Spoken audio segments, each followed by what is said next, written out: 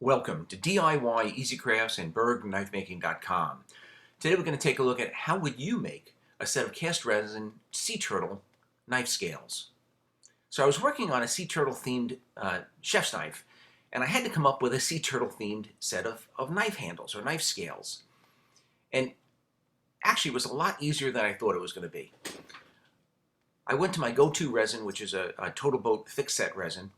I'm using knife handle molds, which I got from a company called Woodcraft online. Other companies have them. When I was looking, Woodcraft had the best price. And I mixed up a little bit of blue dye and also some green dye into the resin.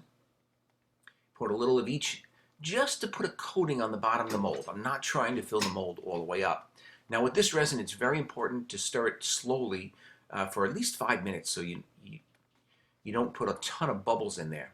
And what I like about this resin, I've said it before, it's very thin and it takes a long time to cure. So it gives plenty of time for whatever bubbles are in the mix to actually reach the surface. Now I used just a plastic knife and I added a little bit of swirl.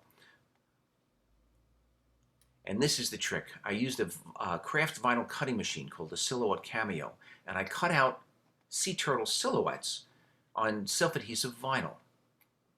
So I let that first layer of the TotalBoat resin harden for just over 24 hours.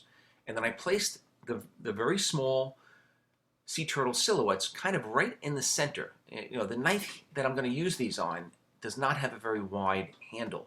So I want to make sure that all of these silhouettes end up being completely encased in the handle and you're not grinding through them. With self-adhesive vinyl, it's not going to get saturated with the resin, not like paper. So you don't want to have to grind through any of that resin, any of that vinyl.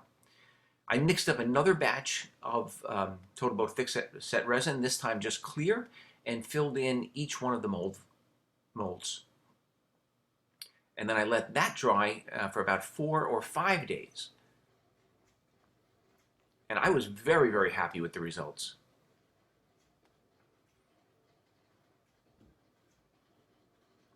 I like the fact that of just the blue and the green mixing, but the sea turtles kind of put them over the top for me.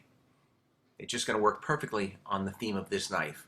And I'll cover the whole blade etching and assembly of this knife on a separate video. And this is the finished product. Anyway, I hope you enjoyed the video. If you did, I ask that you please give it a thumbs up and subscribe to this YouTube channel. By all means, check us out on the web at DIYEasyCrafts.com and also on BergKnifeMaking.com. I'd like to give you an invite to join us on our Facebook group, Knives and Knife Making. And if you're interested in making your own knives, check out the book Introduction to Knife Making that Jason Northgard and I put out a few years back. You can find that on Amazon.com. Thank you very much for watching.